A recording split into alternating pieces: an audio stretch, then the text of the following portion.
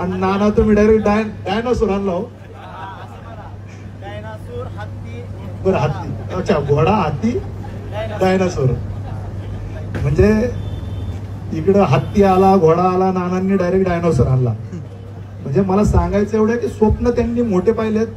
आणि कदाचित मला असं वाटतं बापूंनी तुम्हाला स्वप्न सांगितलं, पण मला असं वाटतं त्याच्याही पलीकडे जाऊन तुमचं मोठं स्वप्न असणार आहे, पण ते तुम्ही नंतर पूर्ण झाल्यावरती सांगणार आहे. कारण पूर्ण झाल्याशिवाय बोलायचं नाही, हा नानांचा एक स्वभाव आहे. अनेक मान्यवर, अनेक प्रेम करणारे त्यांचे सर्व मित्र या ठिकाणी आलेत. आम्ही देखील नानांच्या या आनंदमय प्रसंगी नेहमीच आनंद असो किंवा कुठल्याही परिस्थितीत आम्ही नानांच्या बरोबर आहे एवढा देखील शब्द देतो. आज या ठिकाणी हे सगळेच दिग्गज व्यावसायिक आहेत आणि सगळ्यांना एकत्र आणण्याचं काम, एकदम महत्वाचं काम नाना करतात आहे. आणि नानांमध्ये ती क्वालिटी की सगळ्यांना एकत्र घेऊन त्यांच्या अधिकार असेल किंवा कुठलीही अडचण हॉटेल व्यावसायिकांवरती आले तर हा गडी खामकी आहे. आणि त्यांच्याबरोबर आम्ही सगळेजण आहे. ताई तिथं बसल्यात, ताईंची ताकद आपण पाहिली असेल, आम्ही देखील आहे.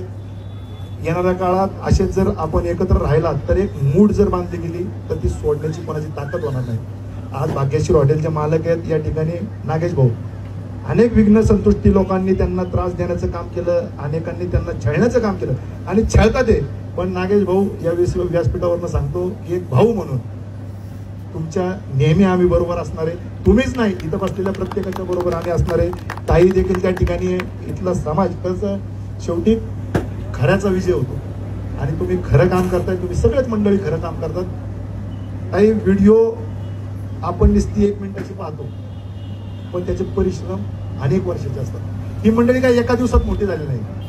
या मंडळींचं परिश्रम आहे, त्यांना देणारी ताकद, त्या ताई त्यांच्या पाठीशी खंबीरपणे, पूजाताई आहेत, सगळ्याच मंडळी खंबीरपणे उभे आहेत. गेल्या अनेक वर्षाची तपश्चर्या कुठंतरी सक्सेस होते आणि माणूस कुठंतरी उभा राहतो आणि त्याला गालबोट लावण्यासाठी, त्याला छळण्यासाठी अनेक लोक, त्यांना काही करता येत नाही आणि ते अशा पद्धतीची चुकीची कामं करतात.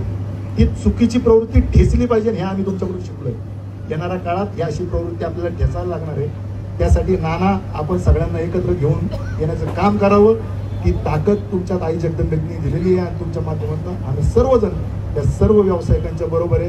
व्यावसायिक मंडळींनी मुंबईमध्ये दाखवून दिलं, तसंच येणाऱ्या काळात तुम्ही व्यावसायिक दाखवून द्या की तुम्ही पुढच्या काळात काय करणार आहे. मी डिपेंडर डायनासोरसाठी, सॉरी डिपेंडर नाही म्हणून, त्या डायनासोरसाठी आणि शौर्यवाडाच्या या 11व्या शाखेसाठी खूप खूप शुभेच्छा देतो. आणि मी या ठिकाणी नानांना विनंती करतो, अनेक व्यावसायिकांना विनंती करतो की आपण शाखा चालू करतो तर प्रत्येक शाखेवरती आपलं बारकाईने लक्ष राहिलं पाहिजे. आपल्या शाखेचा आकडा न वाढता आपल्या क्वालिटीवरती आपलं भर दिले पाहिजे.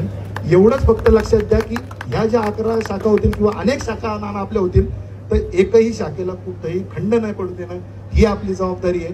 तर आपण व्यावसायिक, कारण 650 लोक तुमच्यावरती अवलंबून आहेत किंवा त्यांची चूल तुम्ही पेटवताय, तर एकही चूल येणाऱ्या काळात बंद नाही पडली पाहिजे एवढी फक्त या ठिकाणी विनंती करतो.